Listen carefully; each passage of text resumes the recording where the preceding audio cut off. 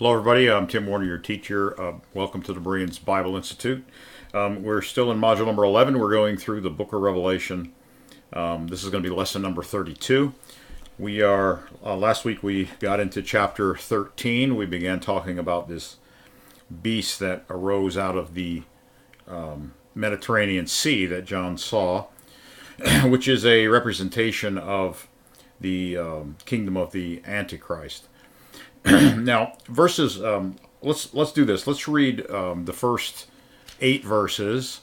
Again, I just want to comment briefly on that in review, and then today we're going to focus on verses 9 and 10 primarily for the remainder of our lesson. But anyway, let's read. I'm reading from the Last Generation version. Revelation 13, verse 1. And I stood on the sand of the sea, and I observed a beast rising out of the sea, having 7 heads and 10 horns, and on its horns 10 crowns, and on its heads blasphemous names. And the beast I observed was like a leopard, its feet were like the feet of a bear, its mouth like the mouth of a lion, and the dragon gave power to it, its throne and its great authority. And one of the heads appeared as having been wounded to death, and its blow of death was healed, and the whole land marveled after the beast. And they worshipped the dragon that gave authority to the beast, and they worshipped the beast, saying, Who is like the beast? Who is able to battle with it? And a mouth was given it, speaking great things and blasphemies. And it was given authority to act for 42 months. And it opened its mouth with blasphemy against God, to blaspheme his name, his tent, those who dwell in the sky. And it was granted to battle with the saints and to conquer them. And authority was granted to it over every tribe, people, language, and nation. And all those dwelling on the land shall worship him, whose name is not written in the book of life of the Lamb, the one having been slain because of the casting down of the world. Now, the first 3 verses really identify what this beast is. And last week we talked about the fact that here in chapter 13, this beast arising out of the sea is arising out of the Mediterranean Sea. But it has 7 heads, exactly like the beast that we saw in chapter 12 that was waiting for the man-child to be born so that it could devour its child as soon as it was born. That beast also had 7 heads and 10 horns. The difference being, in that case, that one had 7 horns. That beast had 7 crowns, not horns. It had 7 crowns, 1 crown on each of its 7 heads. Here, the beast still has 7 heads, but it has 10 horns on one of the heads, and then it's got 10 crowns. That is 1 crown per horn. The difference there is simply that the beast represents the satanic kingdoms that have come and gone throughout history, and there have been 7 of them. And the crowns represent the fact that Satan has had authority each time that one of these kingdoms has ruled a significant portion of the earth. And then here we have 10 horns in the last days wearing crowns, which we showed how that was comparable to Daniel's vision, or Nebuchadnezzar's vision, I should say, in Daniel chapter 2, where you had the 10 toes on the image that were 10 kings all ruling at the same time. And here we have these 10 horns, which are also mentioned in the Daniel's visions in in Daniel chapter 7, where the 4th beast, which was the Roman Empire, that out of that 4th beast, these 10 horns come to power in the end times. Okay. Now he goes on to talk about the qualities of the beast. It was like a leopard. It had feet like a bear, and it had a mouth like a lion. And again, those are all drawn from the imagery of the kingdom of Babylon, the kingdom of the Persians, and the kingdom of the Greeks in Daniel chapter 7. All right, then here in verses 4 through 8, we have what's talked about here is the 2 classes of people that the end time beast, which is focusing in on that little horn that Daniel talked about, the Antichrist. that he will have power over. He will have power over two classes of people. Let's look at that again, beginning in verse 4. It says, "And they worshiped the dragon, and who gave authority to the beast, and they worshiped the beast, saying, Who is like the beast, who is able to battle with it?" So we've got the general population worshiping the beast, and also it's important to note that they worship the one who gives it its power, which is Satan himself. And then it says, verse 5, "And a mouth was given to it, speaking great things and blasphemies, and it was given authority to act 42 months. Again, that's the last 3.5 years. It opened its mouth with blasphemy against God, to blaspheme his name and his tent and those who dwell in the sky." Now this is, verse 7 is critically important. All right. "And it was granted to battle with the saints and to conquer them." Now, who granted it the authority to do battle against the saints? See, it's already got, Satan has already given it its authority. But the authority for it to do battle against the saints of God for 42 months has to be given to it by God himself. That is, God has to remove his restraint from Satan and his minions from attacking God's people. And he clearly does that. And so that's why it says that he is given authority to conquer them. And then it says, "And authority was granted to it over every tribe, people, language, and nation, and those dwelling on the land shall worship him. Those whose names are not written in the book of life of the Lamb, the one having been slain because of the casting down of the system." So again, we've got two classes of people here. We've got one class of people who are going to worship the beast, and he's given authority over that class of people. But he's also given authority to persecute God's people, that is, believers. Now, this is something that is drawn directly out of Daniel, out of the book of Daniel. I want to point this out to you. If you go back to Daniel chapter 7, Daniel 7, look at verse 21. He's talking about the little horn in the vision that Daniel had there, which was, again, the little horn was that 11th king that comes up among the 10 horns, who are kings that reign simultaneously. And he says that those 10 horns shall come up from that king, that fourth beast kingdom, which was Rome. Okay, so we know that the 10 horns, the 10 kings in the last days in Revelation, come out of the old Roman Empire. That's made very clear in Daniel 7:24. Let me just read that verse. "The 10 horns are 10 kings who shall arise from this kingdom." And he was talking about the fourth beast, which was Rome. But notice they arise from that kingdom. That is, they grow out of that kingdom. They are not part of the old Roman Empire. They come forth out of the old Roman Empire in the last days. All right. Then it says, "And another shall rise after them." And he is different from the first ones. The reason he's different is because he is not arising out of the fourth beast. But he does come to power while these other 10 that have come forth out of the Roman Empire are exercising their power. All right. Now, I want you to go back to verse 21, because what we read in Revelation chapter 13 about this end-time beast, Antichrist kingdom, being given power over the saints, as it says in Revelation 13:7, it says he was granted to do battle with the saints and to conquer them. That's being drawn directly out of Daniel chapter 7, beginning in verse 21. I want to show you this. It's in 21, 22, and 25. So let's read that. "I was watching, and the same horn was making war against the saints, and prevailed against them." Note that. He was prevailing against them. "Until the Ancient of Days came, and judgment was made in favor of the saints of the Most High, and the time came for the saints to possess the kingdom."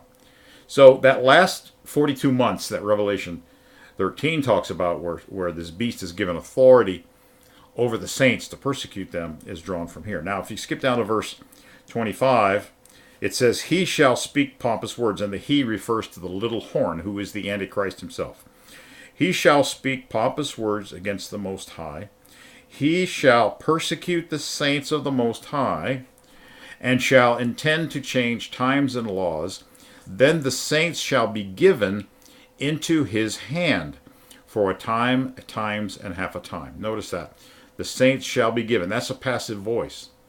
That means the saints are given over and handed over, or allowed to be persecuted without God intervening for this 3.5 year period. So that's something we have to take account of as believers. I mean, we've talked about, back in chapter 12, we talked about the fact that there is going to be a place of refuge and safety. However, not everyone goes to the place of refuge and safety. Look back at chapter 12 for just a moment.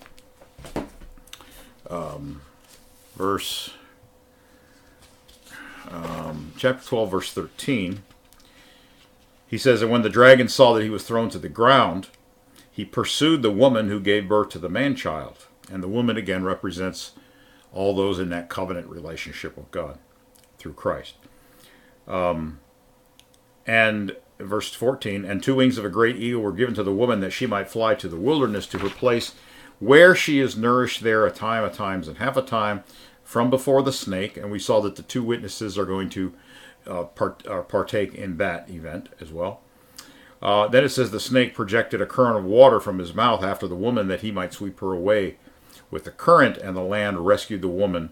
And the land opened its mouth and swallowed the current the dragon projected from its mouth. And the dragon was enraged against the woman, and departed to do battle with the remnants of her seed," that is, those who had not fled to the place of safety, "of those who are keeping the commandments of God and holding the testimony about Jesus Christ."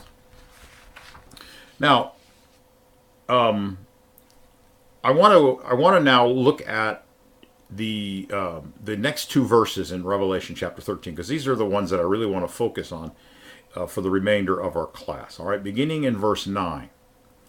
All right, understanding that Christ through John is giving to us this the sequence of events in the end times, and how that the Antichrist is going to come to power, and he's letting us know that he is going to be given power over believers, not all believers, but some believers, to persecute them. Then we have, beginning in verses 9 and 10, we have a warning directly from the mouth of Jesus himself. Now, how do I know it's from the mouth of Jesus? Because it starts with an expression that comes out of Jesus' mouth many times in the Gospels, and also in the 7 letters to the 7 assemblies when Christ is speaking. Let's read verses 9 and 10. He says, "If anyone has an ear, let him listen." Now what he's saying is, this is a very serious warning that you need to take to heart, that is, believers. When this situation occurs and the beast comes to power, the abomination of desolation occurs, and he's given authority and power to turn his anger loose upon God's people, it says, "If anyone has an ear, let him listen. If anyone must go into captivity, he goes to captivity. But if anyone kills with the sword, he must be killed with the sword. In this is tested the endurance and the faith of the saints." Now, why this warning, and why here? Well, first of all, what is the warning? Okay, the warning is, number one, if you are going to be taken captive because you refuse to take the mark of the beast, as we'll see later in this chapter, there's the mark of the beast, and all the things, the persecution that's going on. If you stand for your faith and you are to be taken captive, then you must go into captivity. What is he saying? He's saying, don't resist. That's what he's saying. And then he says, but if anyone kills with the sword, he must be killed with the sword. Now, what he's talking there about, if you read that in some of the other translations, it sounds like it's talking about the Antichrist and the fate that the Antichrist is going to have. That because he takes up the sword against God's people, that the sword's going to be dealt to him too. That's how it's translated in most translations. But I'm telling you, this is the correct translation. All right, it's not talking about the Antichrist here. It's talking about the believers that this chapter has been referring to, whom he has been given authority to go after. So it says, if anyone has an ear, let him listen. Christ is talking to us as believers. He's warning us. If anyone must go into captivity. Now, who are the ones who must go into captivity? Who are the ones that must be captured? They are, back in chapter 12, go there again. They are, the very last verse, the dragon was enraged against the woman and departed to do battle with the remnants of her seed. They are the remnants of the seed of the woman, of those who are keeping the commandments of God and holding the testimony about Jesus. Now, why are some believers not taken to, or they do not go to the place of safety, the place where the woman is to be nourished in the wilderness, but instead they are destined to be captured by the beast, by the Antichrist, by the little horn? Well, what it's saying is, if anyone must go to captivity, that is, God has chosen him to go into captivity. That's what it's saying. He goes to captivity. So what it's saying is, in my opinion, what it's implying is that there's a certain number of Christians whom God is going to choose to stay behind. And they're staying behind for a purpose. They're staying behind to be his witnesses. And it says, if you're one of those, if anyone must go to captivity, he goes to captivity because he's chosen for that. But if anyone kills with the sword, he must be killed with the sword. Now, what that's talking about is taking up arms. If you are facing the end times and you haven't taken the mark of the beast, and persecution is taking place, and you are captured, you are to submit to that capture, and you are to go into captivity. And he says, if you take up the sword, if you kill with the sword, even in your own defense, if you kill with the sword, even in self-defense, it says he must be killed with the sword. Now, why does it say that?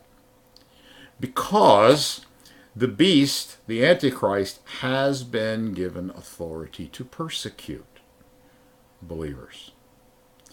God is the one who allows the Antichrist to have that authority to persecute believers, which means believers cannot take up arms in self-defense against themselves, against the Antichrist or his minions, because if you do so, you are countering the authority that God has given to the Antichrist for that 42 months to do, his evil deeds. He has authority to do that from God against us, and we are to lay down our arms and we are to submit to that authority. And this is a necessary statement. It's a necessary warning from Jesus himself. Look what it says after that. It says, in this is tested the endurance and the faith of the saints. That is, those who remain behind, those who are captured, they are going to be tested severely. But what I want to show you is that God is not just leaving them hanging in the wind. All right? He doesn't leave them hanging in the wind. The majority, I believe, are going to flee to the wilderness, to the place of safety. But there are some whom God has chosen for a reason, and and let me show you what that reason actually is. Okay, so let's go to Matthew chapter 10 for just a moment. I want to show you something that Jesus said to his disciples, and this is this is something that's really a fascinating study, because he said it once, but Matthew, Mark, and Luke all record it differently. All right, let's go to Matthew chapter 10, verse 17. He says, "But beware of men, for they will deliver you up to councils and scourge you in their synagogues. You will be brought before governors and kings for my sake." Now, those are the Gentiles. So he's saying you're going to be you're going to be captured, and you're going to be taken in trials before both synagogues, and of course that applied to, the apostles in Jesus' day, but it also applies to the end times, but also to kings and rulers and governors, the Gentiles, as a testimony to them and to the Gentiles, that is, to the Jews and to the Gentiles. But when they deliver you up, do not worry about how or what you should speak. Now, if you are one of those captured, those who are destined to captivity that Jesus is warning about there in Revelation 13:9, you're one of these. All right. He says, "But when they deliver you up, do not worry about how or what you should speak, for it will be given to you in that hour what you should speak. For it is not you who speak, but the Spirit of your Father who speaks in you. Now brother will deliver up brother to death, and father the child, and children will rise up against their parents and cause them to be put to death, and you will be hated for my name's sake. But he who endures to the end will be saved." I want you to notice that he said that who is it that's giving this person the words to speak after they're captured and they're brought to stand trial? Who is it that gives them the words to speak, that they don't even have to worry about what they're going to say? They're going to come to them. The words are going to come to them in that hour, what they should say. It says it's the Spirit of your Father who speaks in you. Now, what is the Spirit of your Father? See, the Spirit, it's literally the breath of your Father. All right? The breath of your Father, which is the Holy Breath, is speaking in you. All right? Now, go to Mark's Gospel, chapter 13. I want to show you a slight difference there. In Mark chapter 13, verse 11, it says, "He answered and said to them, because it has been given to you to know the mysteries of the kingdom of heaven, but to them it has not been given." I don't think that's the right verse. Hang on a second. Did I say? Oh, I'm still in Matthew. That's why. Oops. All right, go to Mark, chapter 13.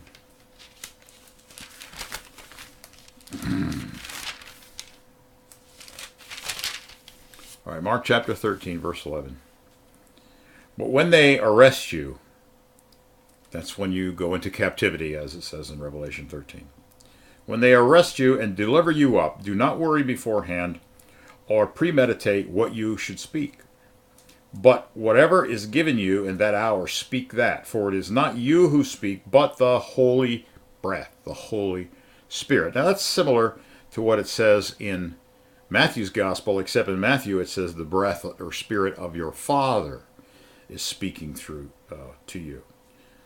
"Now brother will betray brother to death, and the father and child will father his child, and children will rise up," and so forth. It's the same as it was in well, let's keep reading. "And you will be hated by all for my name's sake, but he who endures to the end shall be saved." So when you see the abomination of desolation spoken of by Daniel the prophet standing where it ought not, let the reader understand, and so forth. "Then let those who are in Judea flee to the mountains," and so forth. That's the flight to the place of safety, and when the abomination of desolation takes place. But he's warning them about what's going to happen when they're captured, right? Okay, now look at Luke's account. Now Luke's account is very fascinating. It's different. Luke 21.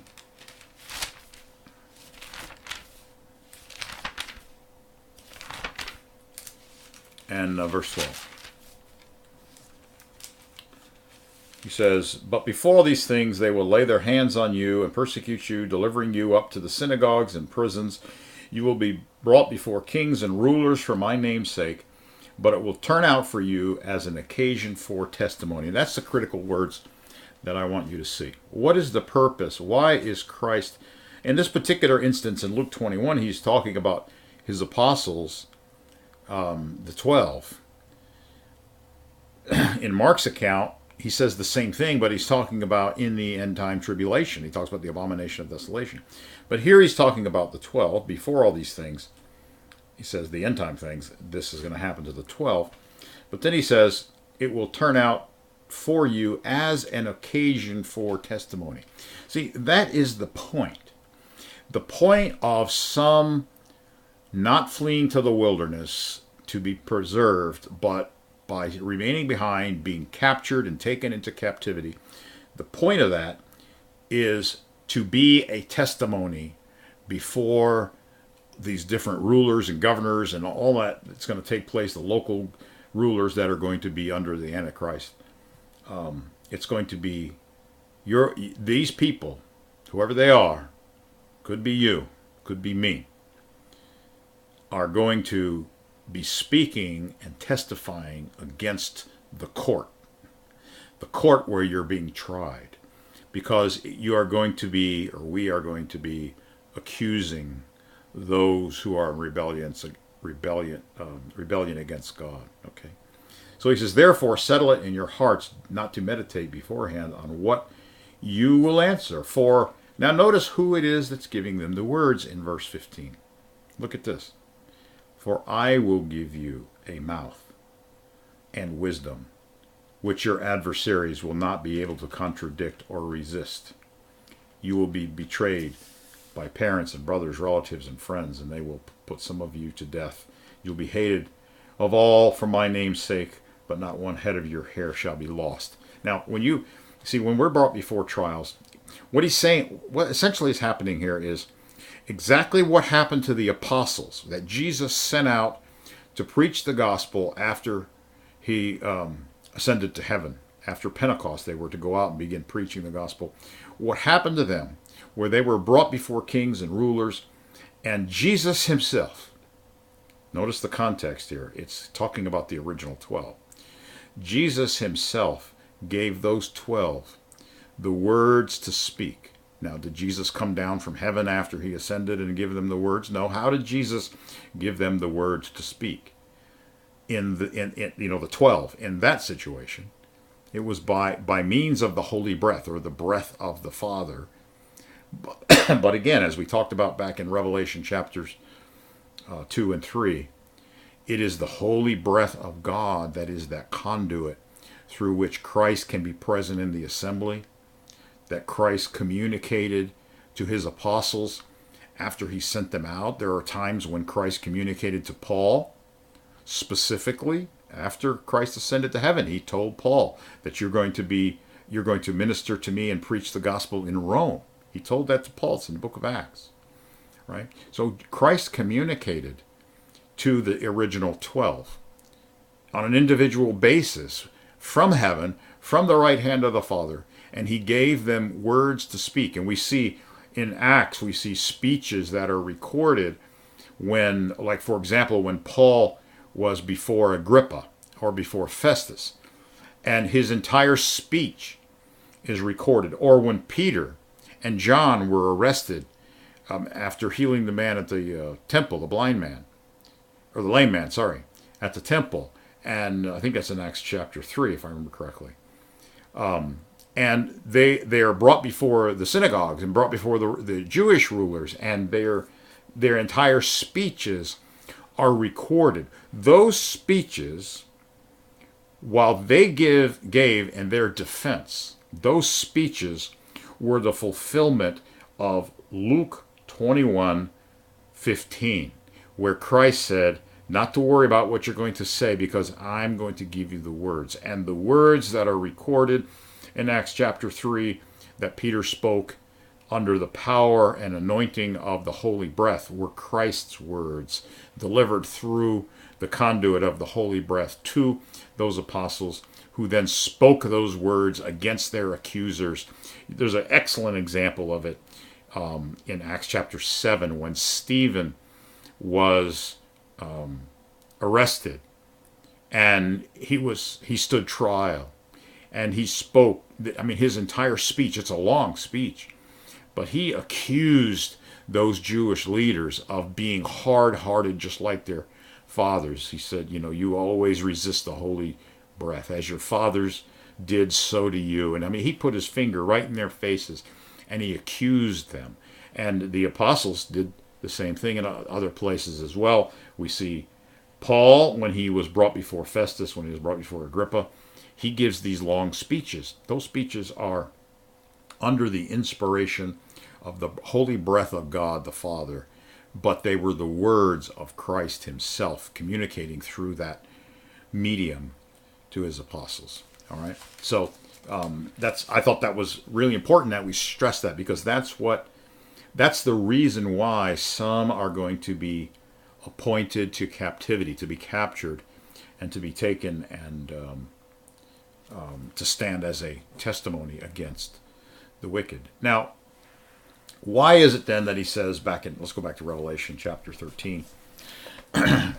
Why is it that he says that if anyone kills with the sword, he must be killed with the sword?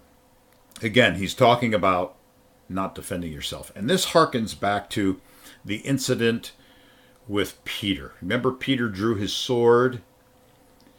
Actually, you know what?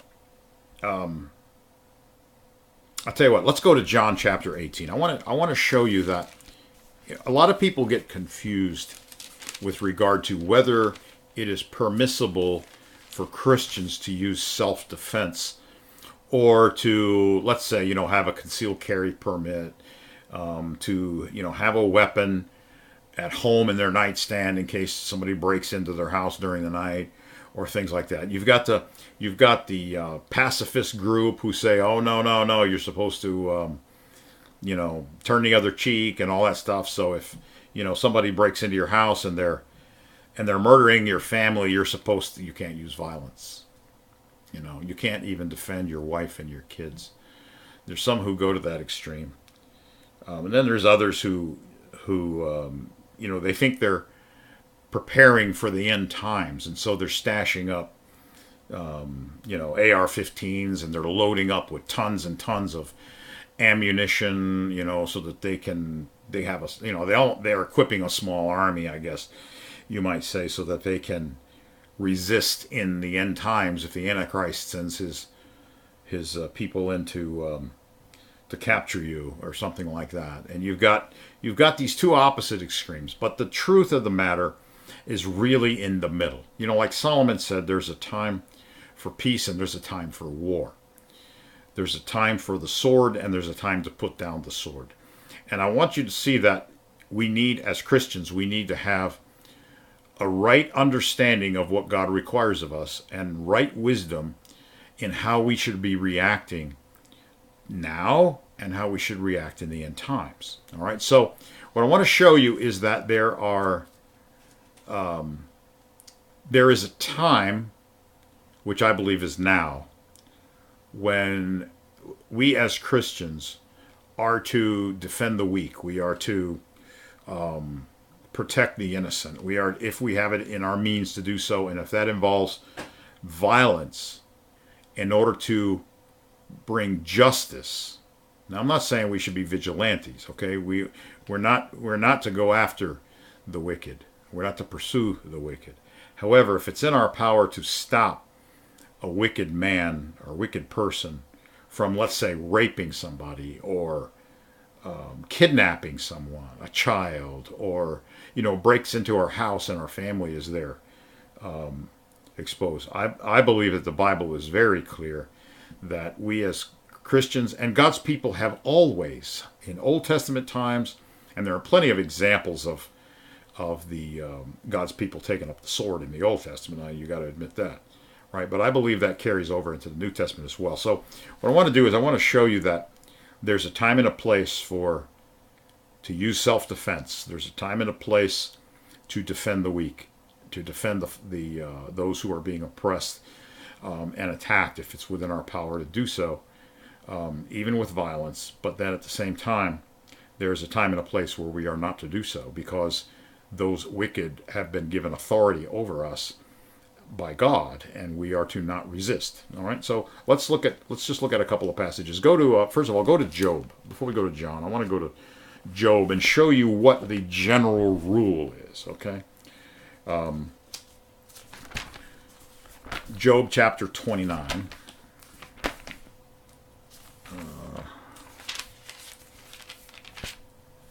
Let's read verses 11. Now, it's interesting because in this chapter what Job was doing was he was defending himself against the charges of his three friends that, God was punishing him because maybe he was unrighteous and there's some sin in Job's life that he needs to confess and repent of. And Job was like, I don't know of anything wrong that I've done. As far as I know, I've been righteous before God and I've tried to live a righteous life before God. And so he's defending himself. And so he defends himself. It's interesting the things he uses to defend himself. But look at beginning in verse 11. It says, when the ear heard, that is when my ear heard, then I'm sorry, no. He's talking about when other people heard of how he interacted. Okay. Anyway, it says, when the ear heard, it blessed me, and when the eye saw, then it approved me, because I delivered the poor who cried out, the fatherless, and the one who had no helper. And the blessing of the perishing man came upon me. That is, he's talking about those who are being attacked and being threatened by the wicked, because Job rescued them. He said, and the cause of the widow's heart caused me to sing. I put on righteousness, and it clothed me. My justice was like a robe and a turban. He's talking about clothing himself in righteousness. I was eyes to the blind, and I was feet to the lame. I was a father to the poor, and I searched out the cause that I did not know. I broke the fangs of the wicked and plucked the victim from his teeth.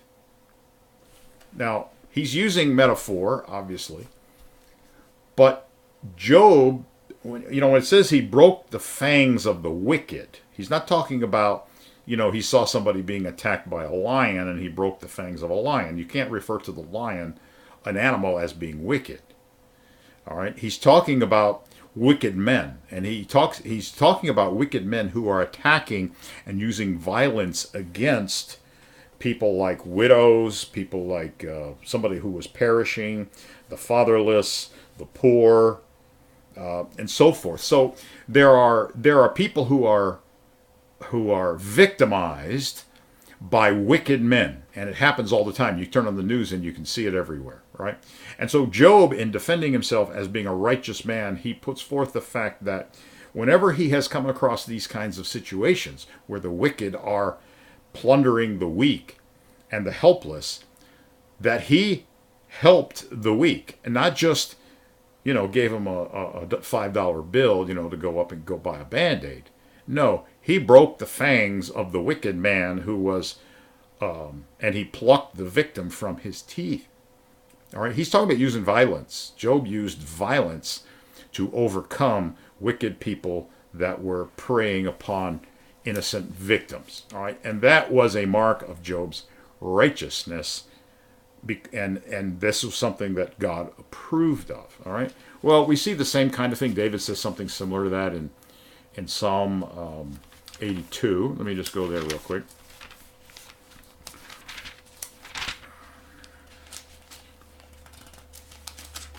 Psalm 82, verses 3 and 4. He says, God is in this psalm, God is bringing up his complaints against the judges in Israel, those who were part of the priesthood who had been appointed to, defend the weak and provide justice for his people. And so he says, how long will you judge unjustly and show partiality to the wicked? Defend the poor and the fatherless. Do justice to the afflicted and the needy. Deliver the poor and needy. Free them from the hand of the wicked. Now again, that doesn't always require violence, but there are times when it does. All right. Isaiah, I'm not going to go through all these because I'm going to end up running out of time. Isaiah 1:17 is another example, but I want to look at Luke chapter 22.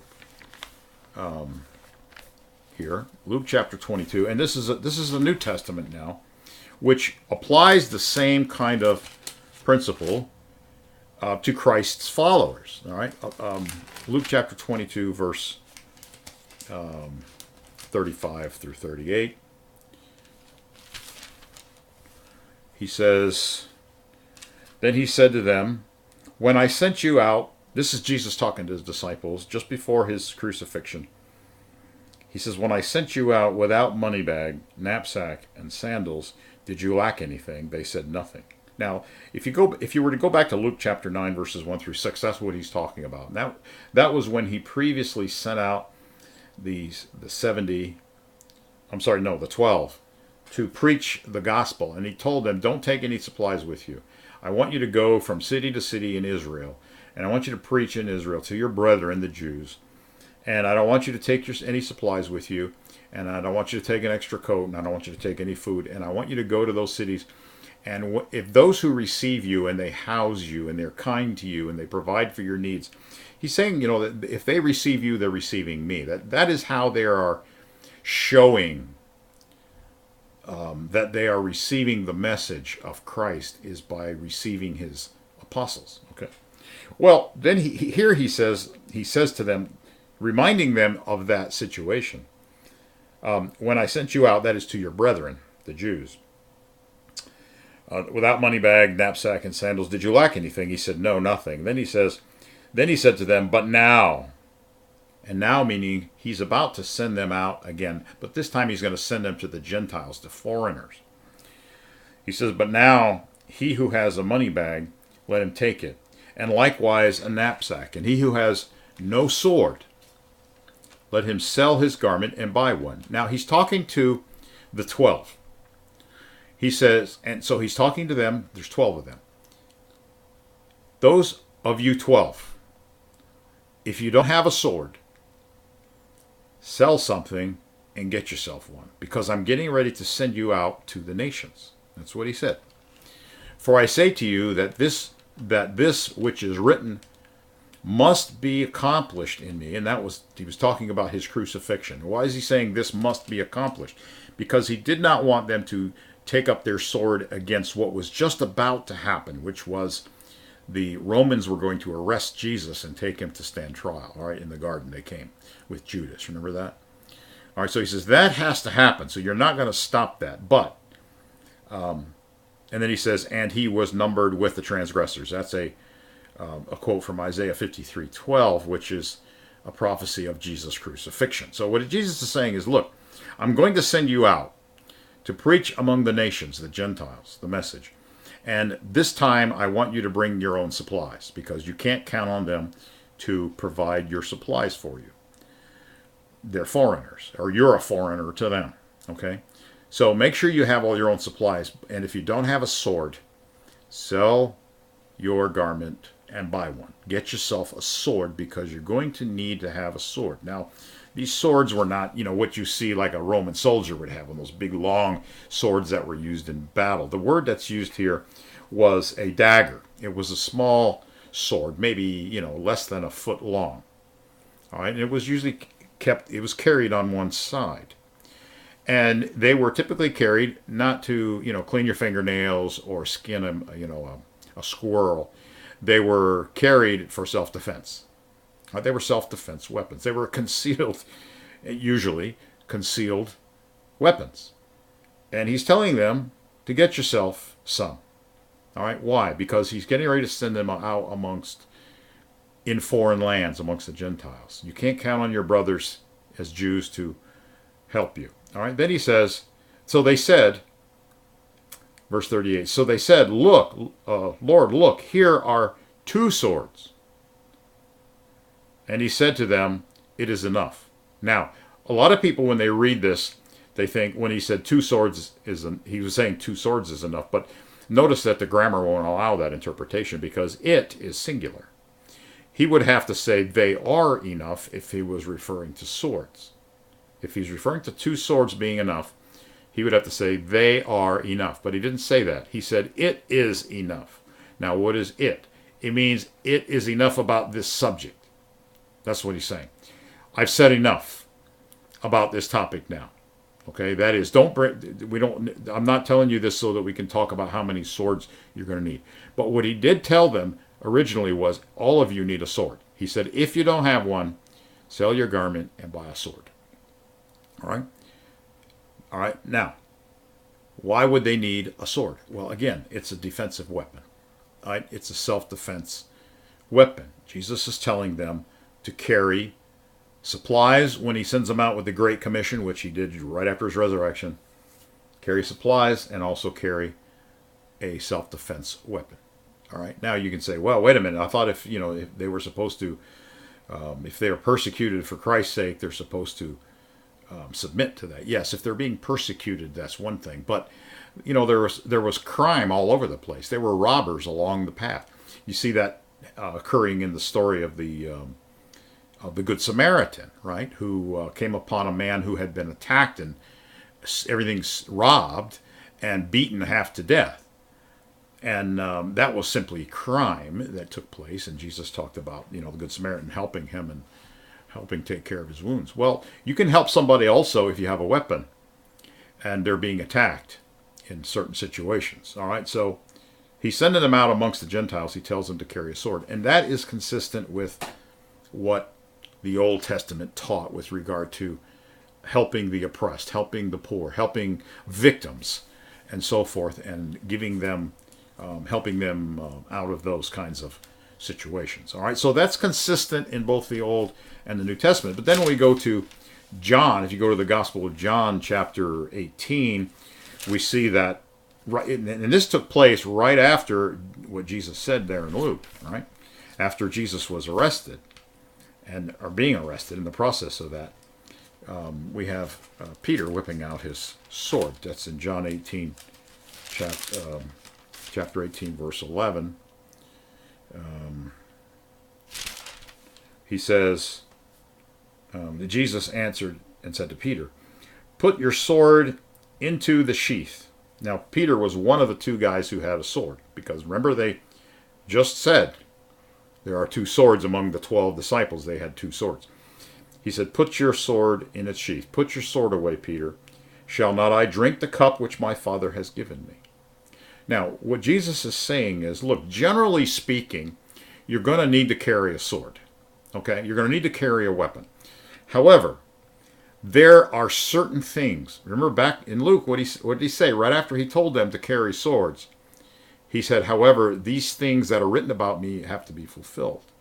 In other words, I don't want you taking up a sword to prevent what's about to occur, which was his arrest. Well, Peter obviously didn't understand that correctly, and he whipped out his sword, and Jesus told him to put away his sword, right? And then also in one of the other Gospels, I don't have the reference in front of me, but on this same incident, when Peter pulled out his sword and he cut off the ear of the servant of the high priest, cut off his ear, Jesus said, "Those who live by the sword will die by the sword." All right. Now, that is what Jesus is referring to again in Revelation chapter 13, when he says, look at this verse again.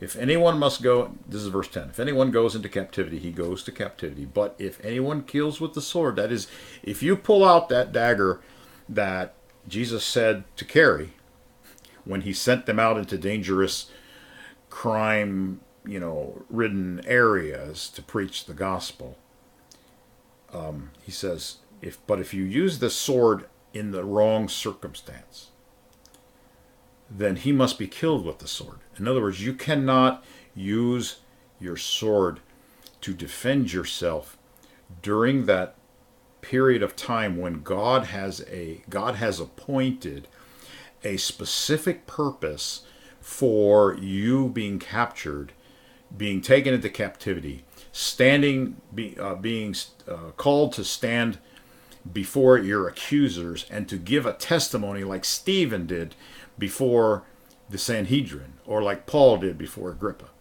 or Peter did before the rulers at the temple in Acts chapter 3.